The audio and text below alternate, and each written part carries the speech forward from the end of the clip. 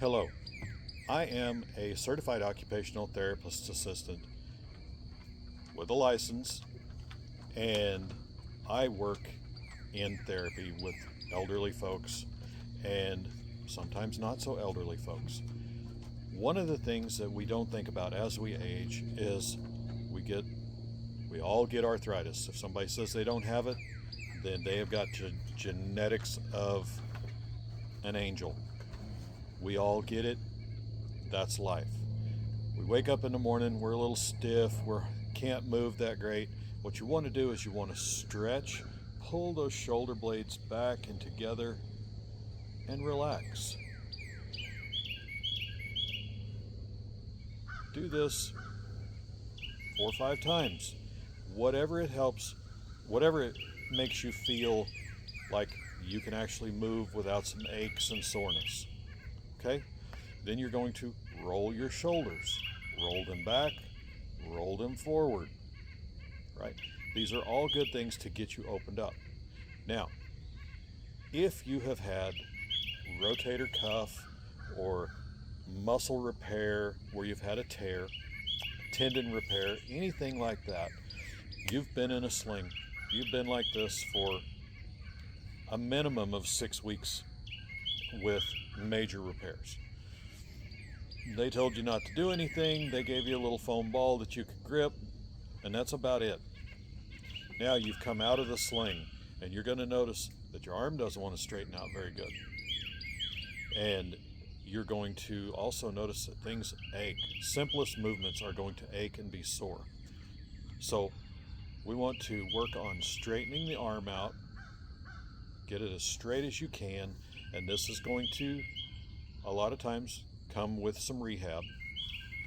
But if you wake up in the morning, your arm doesn't want to straighten out, really try to focus on straightening that out as best you can. Now,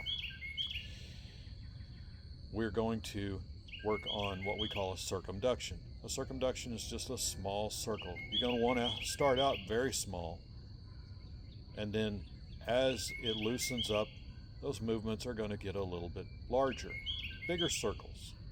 You can go counterclockwise or clockwise, it really doesn't matter, but that's going to wake up that shoulder. Okay, you're going to get all of those deltoid muscles, the posterior, the middle, and the anterior deltoid moving. Okay, now overhead pulleys that you hang on a door are awesome.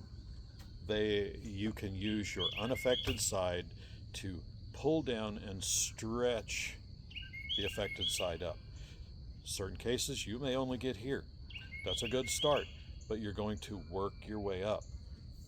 Another case is if you can get on the floor. Floor works great because your back is stable. I am not going to lie down on the floor for this because um, I'm having some trouble getting down and getting back up due to a recent surgery. And the floor and I are not going to be friends for a while. But if you can back up against a door and you have ceiling clearance, you can take a broom handle. Any kind of long straight handle, you're going to hold on to the end, keep that arm straight, and you're going to use your unaffected side to push up and stretch that shoulder. Now you're going to feel it across your chest, you're going to feel it in your shoulder, but you're going to push up, and then bring it back down. All of these movements are nice and slow. Push up and bring back down. Okay? These movements are going to help you loosen up for the day. And how often do you see people hanging clothes on a closet that's just about chest level? You always have to reach up. You want something out of your cabinets, you're going to have to reach up. Well, I have heard many times people say, well, my other arm works fine.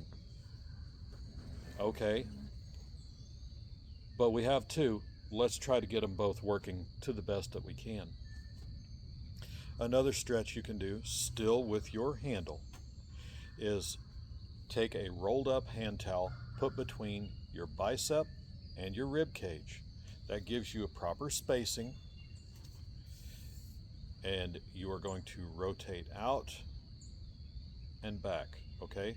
You're not moving this arm on its own. You're using your handle and your unaffected side. Rotate out, feel the pull, rotate back, okay? This hand and arm are just along for the ride. The only thing you're doing is keeping it against that hand towel, which I don't have, sorry. Bring it out, pull it back, bring it out, pull it back. Hold those stretches for a count of 3 to 5. Do at least 3 sets of 10. If it becomes super painful, stop. We'll move on to strengthening here in a minute.